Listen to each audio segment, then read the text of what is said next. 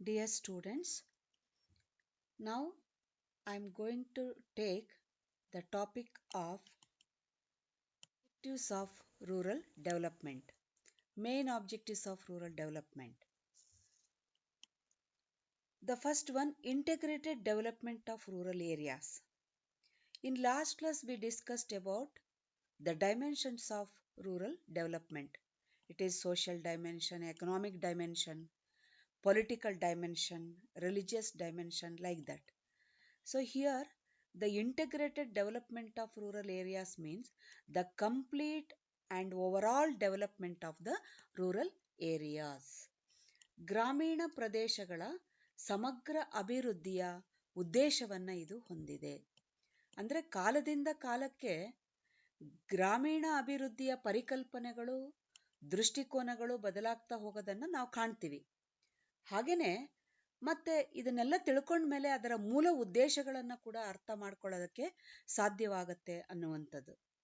ಇಲ್ಲಿ ಗ್ರಾಮೀಣ ಪ್ರದೇಶಗಳ ಸಮಗ್ರ ಅಭಿವೃದ್ಧಿಯ ಉದ್ದೇಶ ಇದು ಹೊಂದಿದೆ. ಇದರ ಮುಖ್ಯ ಗುರಿ ಏನಪ್ಪಾ ಅಂದ್ರೆ ಗ್ರಾಮೀಣ ಪ್ರದೇಶಗಳ ಸಮಗ್ರ ಅಭಿವೃದ್ಧಿಯಾಗಿದೆ.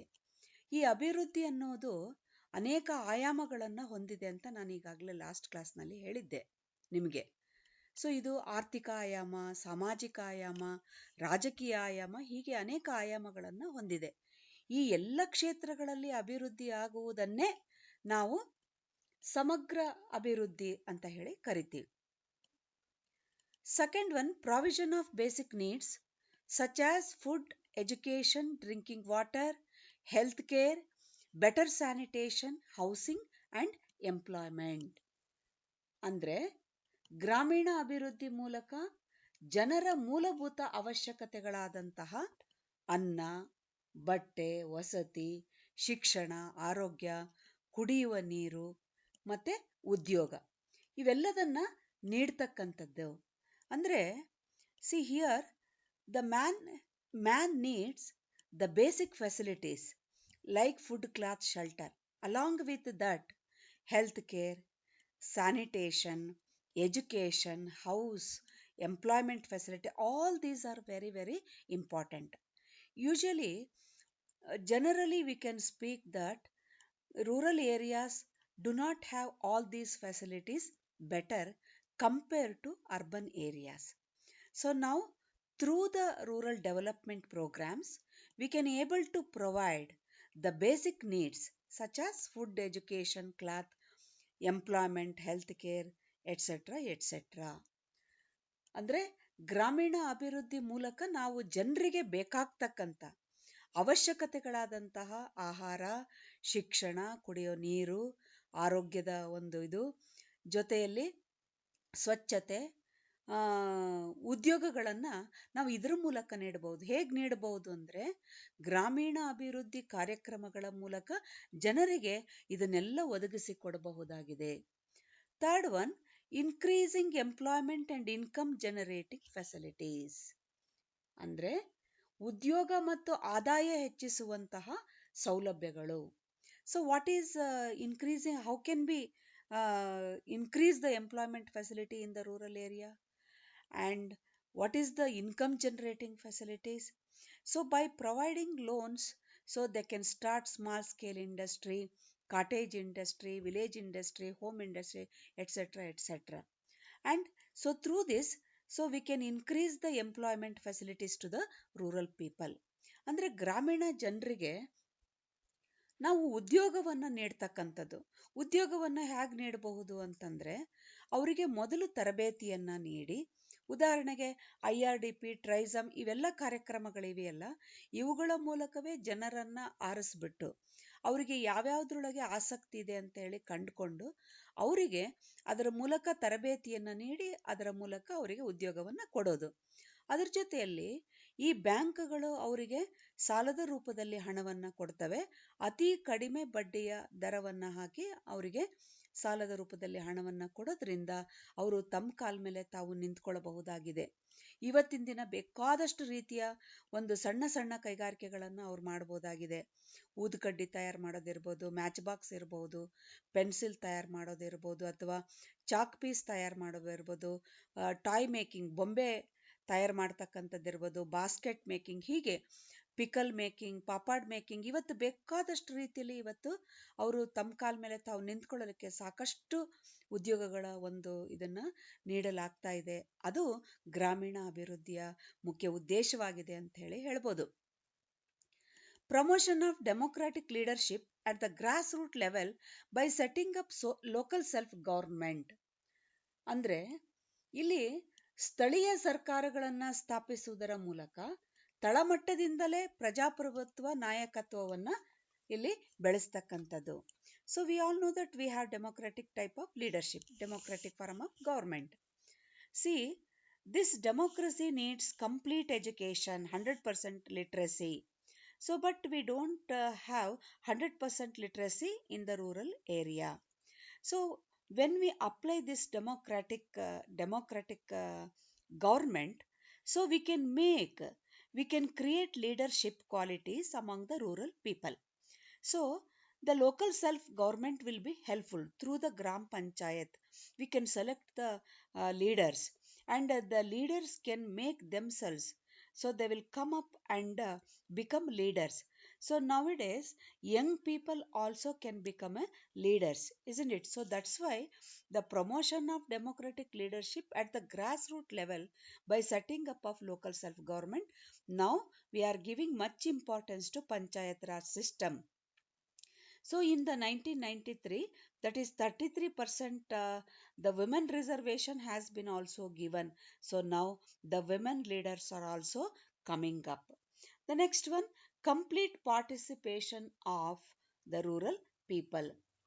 So ಅಂದ್ರೆ ಗ್ರಾಮೀಣ ಜನರ ಸಕ್ರಿಯ ಪಾಲ್ಗೊಳ್ಳುವಿಕೆ. So what is complete participation? So here, because of many things, for example, the caste system, the low caste people cannot come forward. So this is very difficult, especially in the rural area. So though we got independence after 74 years, we are not completely independent. So because of many things I told, it is the caste system. Still we find the forward caste and the lower caste. The lower caste people, especially the SCs and STs, they do not have proper facilities at all, and they are not coming up. So that is the thing. The rural development needs complete participation of the rural people in the rural development activities. They have to participate in the rural development programs. Then only the rural development can be possible. Without participation of people, any development cannot be possible at all. According to World Bank, the main objective is to freedom from slavery and dependency of the rural people. ಇಲ್ಲಿ ಮುಖ್ಯವಾಗಿ ವಿಶ್ವ bank ಏನ್ ಹೇಳುತ್ತೆ ಅಂದ್ರೆ, ಗ್ರಾಮೀಣ ಅಭಿವೃದ್ಧಿ ಅಂದ್ರೆ ಗ್ರಾಮೀಣ ಬಡವರನ್ನ ದಾಸ್ಯ ಮತ್ತು ಪರಾವಲಂಬನೆಯಿಂದ ಮುಕ್ತಗೊಳಿಸುವುದು. We all know that, see, after independence, so after 74 years of independence, still we are in the slavery system. We do not know how to stand on their own, because 150 years or more than 150 years the India is ruled by the British people. So that is when they left the India, so these slavery or dependency, so these will be remained here only. So that we have to remove the slavery and the dependency from the rural people. ಅಂದ್ರೆ ಇಲ್ಲಿ ವಿಶ್ವ bank ಏನ್ ಹೇಳುತ್ತೆ, ಗ್ರಾಮೀಣ ಬಡವರನ್ನ ದಾಸ್ಯ ಮತ್ತು ಪರಾವಲಂಬನೆಯಿಂದ ಮುಕ್ತಗೊಳಿಸೋದು. ನಮ್ಮಲ್ಲಿ ಸುಮಾರು 150 ವರ್ಷಕ್ಕಿಂತಲೂ ಹೆಚ್ಚು ವರ್ಷಗಳ ಕಾಲ ಬ್ರಿಟಿಷರು ನಮ್ಮನ್ನ ಆಳಿದ್ರು. ಆಳಿ ಹೋಗಿ ನಾವು ಸ್ವತಂತ್ರವನ್ನ ಪಡ್ಕೊಂಡು 74 ವರ್ಷಗಳ ಆದ್ರೂ ಕೂಡ ನಾವು ಇವತ್ತಿಗೂ ಕೂಡ ಒಂದು ರೀತಿಯಲ್ಲಿ ದಾಸ್ಯದಿಂದಲೇ ಇದ್ದೀವಿ. ಯಾವುದನ್ನು ಸ್ವತಂತ್ರವಾದ ಆಲೋಚನೆಗಳು ನಮ್ಮಲ್ಲಿಲ್ಲ. ಸ್ವತಂತ್ರವಾಗಿ ಕೆಲಸ ಮಾಡುವಂತ ಒಂದು ಶಕ್ತಿ ಸಾಮರ್ಥ್ಯಗಳು ಕೂಡ ನಮ್ಮಲ್ಲಿ ಕಡಿಮೆ ಆಗಿದೆ. ಯಾಕೆ ಅಂದ್ರೆ ಅವರು ಏನು ಮಾಡ್ಕೊಂಡು ಬಂದ್ರು ಅದನ್ನೇ ನಾವು ಫಾಲೋ ಮಾಡ್ತಾ ಇದ್ದೀವಿ. ಅದು ಬಿಟ್ಟು ಹೊಸ ಆಲೋಚನೆಗಳು ನಮ್ಮಲ್ಲಿ ಕಾಣ್ತಾ ಇಲ್ಲ ಅನ್ನೋದನ್ನ ನಾವಿಲ್ಲಿ ನೋಡಬಹುದು. ಇದರಿಂದ ಮುಕ್ತಗೊಳಿಸ್ಬೇಕು. ಇವತ್ತಿಗೂ ನಮ್ಮಲ್ಲಿ ಅನೇಕ ಮೂಢನಂಬಿಕೆಗಳು, ಅನೇಕ ದುಷ್ಟ ಪದ್ಧತಿಗಳು ಇವೆ. ಅದನ್ನೇ ನಾವು ಫಾಲೋ ಮಾಡ್ಕೊಂಡು ಬರ್ತಿದ್ದೀವಿ. ಅದು ಯಾಕೆ, ಏನು ಮಾಡಬೇಕಾ ಮಾಡಬಾರ್ದಾ ಅನ್ನುವಂಥ ಆಲೋಚನೆಗಳು ನಮ್ಮಲ್ಲಿ ಕಡಿಮೆ ಇದ್ದಾವೆ. ಇದರಿಂದ ಮುಕ್ತಗೊಳಿಸುವುದೇ ಗ್ರಾಮೀಣ ಅಭಿವೃದ್ಧಿಯ ಮುಖ್ಯ ಉದ್ದೇಶವಾಗಿದೆ ಅಂತ ಹೇಳ್ಬೋದು. According to Integrated Rural Development Program IRDP, so in the year 1979, it had following objectives. See, the first one, development of agriculture based activities like agriculture, farming, animal husbandry, fishing and other agricultural activities. ನೋಡಿ, ಇಲ್ಲಿ IRDP ಅಂತ ಒಂದು ಪ್ರೋಗ್ರಾಮ್ನ 1979ರಲ್ಲಿ ಆ ಪ್ರೋಗ್ರಾಮ್ನ ಒಂದು pass ಮಾಡ್ತಾರೆ. ಅಲ್ಲಿ ಆ ಕಾರ್ಯಕ್ರಮಗಳನ್ನು ರೂಪಿಸಲಾಗ್ತದೆ. ಅದರ ಪ್ರಕಾರ ಇಲ್ಲಿ ಮುಖ್ಯವಾಗಿ ಒಂದು ಕೃಷಿ ಅಭಿವೃದ್ಧಿಯನ್ನು ಸಾಧಿಸ್ತಕ್ಕಂಥದ್ದೇ ಇಲ್ಲಿ ಮುಖ್ಯವಾಗಿದೆ. ಕೃಷಿ ಅಂತಂದ್ರೆ ಈಗ ಪ್ರೈಮರಿ ಸೆಕ್ಟರ್ ಅಂತ ನಾವು ಕರಿತೀವಿ, ಅದೊಂದೇ ಬರಲ್ಲ. ಕೃಷಿ ಒಂದೇ ಬರಲ್ಲ. Not only agriculture, animal husbandry, farming, fishery, sericulture et cetera et cetera, ಇವೆಲ್ಲವೂ ಕೂಡ ಅದರೊಳಗೆ ಬರ್ತವೆ. ಮುಖ್ಯವಾಗಿ ನಮ್ಮಲ್ಲಿ 65% ಜನ ಕೃಷಿಯ ಮೇಲೆ ಒಂದು ಅವಲಂಬಿತರಾಗಿರೋದ್ರಿಂದ ಅದನ್ನ ಮುಖ್ಯವಾಗಿ ಅಭಿವೃದ್ಧಿಗೊಳಿಸುವುದು ಮುಖ್ಯವಾಗಿದೆ. ಅದರ ಜೊತೆಯಲ್ಲಿ ಒಂದು ಪಶು ಸಂಗೋಪನೆ ಇರ್ಬೋದು, ಮೀನುಗಾರಿಕೆ ಇರ್ಬೋದು, ರೇಷ್ಮೆಗಾರಿಕೆ ಇರ್ಬೋದು, ಅಥವಾ ತೋಟಗಾರಿಕೆ, ಇವೆಲ್ಲವನ್ನ ನಾವು ಅಭಿವೃದ್ಧಿಗೊಳಿಸ್ತಕ್ಕಂಥದ್ದು ಇದರ ಮುಖ್ಯ ಉದ್ದೇಶವಾಗಿದೆ ಅಂತ ಹೇಳಿ ಈ IRDP ಪ್ರೋಗ್ರಾಮು ಇಲ್ಲಿ ಹೇಳ್ತಾ ಇದೆ. The second one, development of rural industries, ಗ್ರಾಮೀಣ ಕೈಗಾರಿಕೆಗಳ ಅಭಿವೃದ್ಧಿ. ನಾನೀಗಾಗಲೇ ಹೇಳಿದೆ. So rural industries means, for example, in urban areas we have big industries, gigantic industries. So when we apply robots, naturally it leads to unemployment problem. So that's why what Gandhiji said, we need only rural industries. We don't want big industries because it create unemployment problem. So here in rural area, so the people are little bit educated. Only literacy rate is very, very low. And education rate is also very, very low in the rural area. So according to their psychology, they need only small industries, rural industries, small scale industries, home industries. We need that. So to develop rural area, we need the development of rural industries. ಗ್ರಾಮೀಣ ಕೈಗಾರಿಕೆಗಳು ಅಂತ ಏನು ಕರಿತೀವಿ, ಸಣ್ಣ ಸಣ್ಣ ಕೈಗಾರಿಕೆಗಳು. ನಾವಿವತ್ತು ಸಣ್ಣ ಸಣ್ಣ ಕೈಗಾರಿಕೆಗಳಿಂದಲೇ ಸಾಕಷ್ಟು ಅಭಿವೃದ್ಧಿಯನ್ನ ಹೊಂದಬಹುದಾಗಿದೆ. ಯಾಕೆಂದ್ರೆ ಗ್ರಾಮೀಣ ಪರಿಸ್ಥಿತಿ ಏನಾಗಿದೆಯಪ್ಪ ಅಂದ್ರೆ, ಅಲ್ಲಿ ನಾವು ಶಿಕ್ಷಣವನ್ನು ನೀಡಿರ್ಬೋದು, ಆದರೆ ಎಲ್ಲರೂ ಅಲ್ಲಿ ಶಿಕ್ಷಣವಂತರಲ್ಲ, ಸಾಕ್ಷರಸ್ಥರಲ್ಲ. ಹಾಗಾಗಿ ಅವರಿಗೆ ಬೇಕಾಗ್ತಕ್ಕಂಥ ಸಣ್ಣ ಸಣ್ಣ ಕೈಗಾರಿಕೆಗಳು, ಮನೆಗಳಲ್ಲೇ ಕುಳಿತುಕೊಂಡು ಮಾಡಬಹುದಾದಂಥ ಕೈಗಾರಿಕೆಗಳು, ಇವತ್ತು ಸಾವಿರಾರು ರೀತಿಯ ಒಂದು ಕೈಗಾರಿಕೆಗಳನ್ನ ನಾವು ನೋಡಬಹುದು. ಸೊ ಅಂಥ ಕೈಗಾರಿಕೆಗಳು ಗುಡಿ ಕೈಗಾರಿಕೆಗಳು ಅಂತ ನಾವು ಕರಿತೀವಿ. ಅದನ್ನ ಅಭಿವೃದ್ಧಿ ಪಡಿಸಿದ್ರೆ ಇಲ್ಲಿ ಗ್ರಾಮೀಣ ಅಭಿವೃದ್ಧಿ ಆದ ಹಾಗೆ ಅಂತಾನೆ ಹೇಳ್ಬೋದು. ಕೃಷಿಯ ಜೊತೆಯಲ್ಲಿನೇ ಅವರು ಕೈಗಾರಿಕೆಗಳನ್ನು ಕೂಡ ಕೈಗೊಳ್ಳಬಹುದಾಗಿದೆ ತಾವು ಬಿಡುವಿರ್ತಕ್ಕಂಥ ಸಮಯದಲ್ಲಿ. ಯಾಕಂದ್ರೆ agriculture is a seasonal employment ಅಂತ ಹೇಳ್ತೀವಿ. ಕೆಲವೇ ತಿಂಗಳು ಮಾಡಬಹುದಾದಂಥದ್ದು.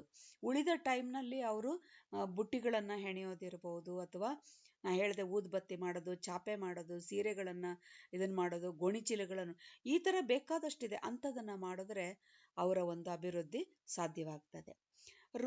Rural road and development of communication facilities ಅಂದ್ರೆ ಗ್ರಾಮೀಣ ರಸ್ತೆ ಮತ್ತು ಸಂಪರ್ಕ ಸೌಲಭ್ಯಗಳ ಅಭಿವೃದ್ಧಿ.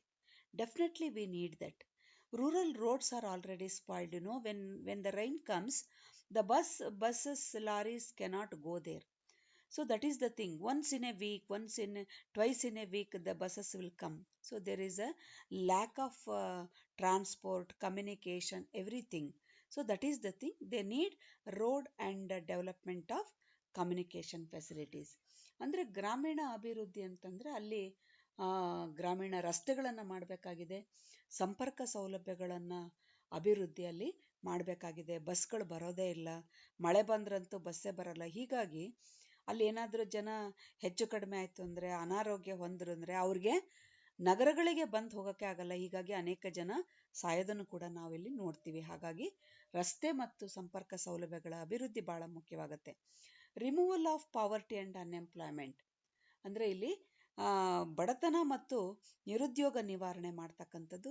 That is another objective of IRDP. So ಇಲ್ಲಿ there is a lot of poverty and unemployment in the rural area. So by providing many facilities or employment facilities, income generating facilities, so we can able to remove the poverty and unemployment. So ಜನರಲ್ಲಿ ಬಡತನ ಮತ್ತು ನಿರುದ್ಯೋಗ ಜಾಸ್ತಿ ಇರೋದ್ರಿಂದ ಮುಖ್ಯವಾಗಿ ಗ್ರಾಮೀಣ ಪ್ರದೇಶಗಳಲ್ಲಿ ಅದನ್ನು ತೊಡೆದು ಹಾಕೋದು ಈ ಒಂದು ಗ್ರಾಮೀಣ ಅಭಿವೃದ್ಧಿ ಕಾರ್ಯಕ್ರಮಗಳ ಮೂಲಕವೇ ತೊಡೆದು ಹಾಕಬಹುದಾಗಿದೆ. Provide education, health, drinking water, housing and entertainment ಅಂದರೆ ಜನರಲ್ಲಿ ಕುಡಿಯತಕ್ಕಂಥ ನೀರು, ಶಿಕ್ಷಣ, ಆಮೇಲೆ ಆರೋಗ್ಯ, ಮುಖ್ಯವಾಗಿ ವಸತಿ ಹಾಗೂ ಮನೋರಂಜನೆ ಇದನ್ನೆಲ್ಲ ಅವರಿಗೂ ಕೂಡ ನೀಡಬೇಕಾಗಿದೆ. ನಗರಗಳಲ್ಲಿ ಏನೇನು ನಾವು ಸೌಲಭ್ಯಗಳನ್ನು ನೀಡ್ತೀವಿ ಅದನ್ನೇ ಅವರಿಗೆ ಕೂಡ ಕೊಡಬೇಕಾಗಿದೆ. ಅದು ಬಹಳ ಮುಖ್ಯವಾಗಿದೆ ಅಂತ ಹೇಳಬಹುದು. ಸೊ ಹಾಗಾಗಿ ಎಷ್ಟೋ ಜನ ಒಂದು ಬಿಂದಿಗೆ ನೀರು ಹಿಡಿಯೋದಕ್ಕೆ 7-8 ಕಿಲೋಮೀಟರ್ ಅಡ್ಡಾಡ್ತಾರೆ, ಅದು ಬೇಸಿಗೆ ಟೈಮ್ನಲ್ಲಿ. ಹಾಗಾಗಿ ಕುಡಿಯುವ ನೀರಿನ ಸಮಸ್ಯೆ ಅಲ್ಲಿ ಬಹಳಷ್ಟು ಇರುತ್ತೆ. ಶಿಕ್ಷಣನೂ ಹಾಗೇನೆ ಆರೋಗ್ಯ ಕೂಡ, ಇವೆಲ್ಲದನ್ನ ನೀಡುವುದೇ ಇದರ ಮುಖ್ಯ ಉದ್ದೇಶವಾಗಿದೆ ಅಂತ ಹೇಳಬಹುದು. Removal of rural people ignorance and blind traditions and develop awareness and rationalism. ಗ್ರಾಮೀಣ ಜನರ ಅಜ್ಞಾನ, ಮೌಢ್ಯತೆ, ಕಂದಾಚಾರಗಳನ್ನು ತೊಲಗಿಸಿ ಜನರಲ್ಲಿ ವೈಚಾರಿಕತೆ ಹಾಗೂ ತಿಳುವಳಿಕೆಯನ್ನು ಬೆಳೆಸ್ತಕ್ಕಂಥದ್ದೇ ಇದರ ಮುಖ್ಯ ಉದ್ದೇಶವಾಗಿದೆ. Because of lack of literacy and education, people are ignorant and they follow blind beliefs. They don't apply any scientificism and the rationalism. So we have to develop awareness about the science and the rationalism. That is the thing. We have to remove all this ignorance and the blind traditions from the rural society. So ಗ್ರಾಮೀಣ ಪ್ರದೇಶಗಳಲ್ಲಿ ಇರ್ತಕ್ಕಂಥ ಗ್ರಾಮೀಣ ಜನರ ಅಜ್ಞಾನ, ಮೌಢ್ಯತೆ ಇವೆಲ್ಲ ಜಾಸ್ತಿನೇ ಇರುತ್ತೆ. ಯಾಕೆ ಹಂಗಾಗುತ್ತೆ ಅಂದರೆ ಅಲ್ಲಿ ಶಿಕ್ಷಣ ಇಲ್ಲ ಸರಿಯಾಗಿ. ಬಹಳಷ್ಟು ಜನ ಶಿಕ್ಷಣಕ್ಕೆ ಗೊತ್ತೇ ಇಲ್ಲ. ಸಾಕ್ಷರತೆಯನ್ನು ಮೂಡಿಸಿದ್ದಾರೆ, ಆದರೆ ಬರೀ ಒಂದು ಹೆಸರು ಬರೆದಾಕ್ಷಣ ಅವರನ್ನೇ ನಾವು ಸಾಕ್ಷರರು ಅಂತ ಹೇಳಿ ಕರಿತೀವಿ. ಓದಕ್ಕೆ ಬರುತ್ತೆ ಬಿಡುತ್ತೆ ಅನ್ನೋದನ್ನು ನಾವು ಯಾರು ಸರಿಯಾಗಿ ನೋಡೋದಿಲ್ಲ. ಯಾರಿಗೆ ಸೈನ್ ಹಾಕಕ್ಕೆ ಬರುತ್ತೆ ಅವನನ್ನೇ ನಾವು ಸಾಕ್ಷರ, ಲಿಟ್ರೇಟ್ ಅಂತ ಹೇಳಿ ಕರಿತೀವಿ. ಸೊ ಹಾಗಾಗಿ ಅದು ಭಾಳ ಮುಖ್ಯವಾಗುತ್ತೆ. ಅವರಲ್ಲಿರ್ತಕ್ಕಂಥ ಮೌಢ್ಯತೆ, ಆಮೇಲೆ ಮೂಢ ಪದ್ಧತಿಗಳನ್ನೆಲ್ಲ ತೊಲಗಿಸ್ಬಿಟ್ಟು ಜನರಲ್ಲಿ ತಿಳುವಳಿಕೆಯನ್ನು ಮತ್ತು ವಿಚಾರಗಳನ್ನು ಬೆಳೆಸ್ತಕ್ಕಂಥದ್ದು ಇದರ ಮುಖ್ಯ ಉದ್ದೇಶವಾಗಿದೆ ಅಂತ ಹೇಳ್ಬೋದು. Through decentralisation of power, strengthen the panchayat raj institutions ಅಂದರೆ ಅಧಿಕಾರದ ವಿಕೇಂದ್ರೀಕರಣದ ಮೂಲಕ ಜನರಿಗೆ ಸ್ವಾಯತ್ತತೆಯನ್ನು ಕೊಡ್ತಕ್ಕಂತಹ ಒಂದು ಗ್ರಾಮ ರಾಜ್ಯ ಅಥವಾ ಗ್ರಾಮ ಪಂಚಾಯತ್ ರಾಜ್ಯಗಳನ್ನು ಬೆಳೆಸ್ತಕ್ಕಂಥದ್ದು ಇಲ್ಲಿ ಬಹಳ ಮುಖ್ಯವಾಗಿದೆ. The centralization of power leads to many problems. So that's why we need decentralization of power. We have that. So at the village level we have Gram Panchayat, Taluk level Taluk Panchayat, and district level Jilla Panchayat we have. So through this Gram Panchayat we can strengthen the political power of the people. So ಇಲ್ಲಿ ಗ್ರಾಮೀಣ ಭಾಗದಲ್ಲಿ ನಾವು ಪಂಚಾಯತ್ ರಾಜ್ಗಳನ್ನು ನೋಡ್ತೀವಿ. ಪಂಚಾಯತ್ ರಾಜ್ ಸಂಸ್ಥೆಗಳು ಇವತ್ತಿನ ದಿನ ಅಧಿಕಾರದ ವಿಕೇಂದ್ರೀಕರಣವಾಗಿ ಎಲ್ಲರೂ ಕೂಡ ಒಂದು ಅಧಿಕಾರವನ್ನು ಹೊಂದಲಿಕ್ಕೆ ಅವಕಾಶ ಇದೆ. ಇವತ್ತು SC, ST, ವಿಮೆನ್ ಎಲ್ರಿಗೂ ಹಿಂದೆ ಏನು ಇರಲಿಲ್ಲ, ಆ ಎಲ್ಲ ಅಧಿಕಾರಗಳು ಇವತ್ತು ಎಲ್ರಿಗೂ ಕೂಡ ಸಿಗ್ತಾ ಇವೆ ಅಂತ ಹೇಳ್ಬೋದು. ಆದರೆ ಇದು ಇನ್ನೂ ಸರಿಯಾಗಿ ಆಗಬೇಕಾಗಿದೆ. ಪಂಚಾಯತ್ ರಾಜ್ಗಳು ಇನ್ನೂ ಒಂದಷ್ಟು ಬಲವನ್ನು ಪಡ್ಕೊಳ್ಬೇಕಾಗಿದೆ. ಯಾಕೆಂದರೆ ಬ್ರಿಟಿಷರ ಕಾಲದಲ್ಲಿ ಇದ್ದಂಥ ಪಂಚಾಯತ್ ರಾಜ್ಯಗಳೆಲ್ಲವೂ ನಶಿಸಿ ಹೋಗ್ಬಿಟ್ವು, ಬಲಗಳನ್ನು ಕಳ್ಕೊಂಡಿತ್ತು. ಈಗ ಅದನ್ನು ಬಲವನ್ನು ತುಂಬುವಂಥ ಕೆಲಸವನ್ನು ನಾವೀಗ ಮಾಡಬೇಕಾಗಿದೆ ಅಂತ ಹೇಳ್ಬೋದು. Develop awareness among rural people about there participation in development activities ಅಂದ್ರೆ ಗ್ರಾಮೀಣ ಅಭಿವೃದ್ಧಿ ಅಂದ್ರೆ ಗ್ರಾಮೀಣ ಉದ್ಧಾರ ಗ್ರಾಮೀಣ ಜನರಿಂದಲೇ ಸಾಧ್ಯ ಅನ್ನೋದನ್ನ ಅವರಿಗೆ ಮನವರಿಕೆ ಮಾಡೋದು. Because of the caste system they cannot come forward, I told already. And there is a economic difference also, the poor and the rich people. So we have to reduce all these differences from the people. So ಹಾಗಾಗಿ ಜನರ ಒಂದು ಪಾಲ್ಗೊಳ್ಳುವಿಕೆ ಇಲ್ಲದೇನೆ ನಾವೇನು ಗ್ರಾಮೀಣ ಅಭಿವೃದ್ಧಿಯನ್ನ ಮಾಡಲಿಕ್ಕೆ ಸಾಧ್ಯನೇ ಇಲ್ಲ. ಆದ್ರೆ ಅವ್ರಿಗೆ ಅದರ ಅರಿವಿರೋದಿಲ್ಲ. ಆ ಕಾರಣಕ್ಕೆ ಅವರಲ್ಲಿ ಅರಿವನ್ನ ಮೂಡಿಸ್ಬೇಕಾಗಿದೆ. ಈ ಗ್ರಾಮೀಣ ಅಭಿವೃದ್ಧಿ ಕಾರ್ಯಕ್ರಮಗಳ ಮೂಲಕವೇ ಅವರಲ್ಲಿ ಒಂದು ತಿಳುವಳಿಕೆಯನ್ನ ನೀಡಿ ಅಭಿವೃದ್ಧಿ ಕಾರ್ಯಕ್ರಮಗಳಲ್ಲಿ ಅವರನ್ನ ಭಾಗವಹಿಸುವಂತೆ ಮಾಡುವುದೇ ಇದರ ಮುಖ್ಯ ಉದ್ದೇಶವಾಗಿದೆ ಅಂತ ಹೇಳ್ಬೋದು. Rebirth of institution which support rural development ಅಂದ್ರೆ ಇಲ್ಲಿ ಗ್ರಾಮೀಣ ಅಭಿವೃದ್ಧಿಯನ್ನ ಪುರಸ್ಕರಿಸ್ತಕ್ಕಂತಹ ಸಂಸ್ಥೆಗಳನ್ನ ಪುನರುಜ್ಜೀವನಗೊಳಿಸೋದು. ಅದರೊಳಗೆ ಮುಖ್ಯವಾಗಿ specially it is panchayat raj institutions ಅಂತ ಹೇಳ್ಬೋದು. ಸೊ ಅಂದ್ರೆ ಗ್ರಾಮೀಣ ಅಭಿವೃದ್ಧಿಗೆ ಯಾವ ಸಂಸ್ಥೆ ಒಂದು ಸಪೋರ್ಟ್ ಮಾಡ್ತಾವೋ, ಬೆಂಬಲವನ್ನ ನೀಡ್ತಾವೋ ಅಂತಹ ಸಂಸ್ಥೆಗಳಿಗೆ ನಾವು ಪುನರುಜ್ಜೀವನ ಕೊಡಬೇಕಾಗಿದೆ. Proper utilisation of physical and human resources, ಮಾನವ ಹಾಗೂ ಭೌತಿಕ ಸಂಪನ್ಮೂಲಗಳನ್ನ ಸರಿಯಾಗಿ ಬಳಸ್ತಕ್ಕಂಥದ್ದು. So what is this physical and human resources? So that is what we have to know, that the proper utilization of the human resources as well as the physical resources. So we'll get water, climate, we get soil, everything. So this we have to utilize properly.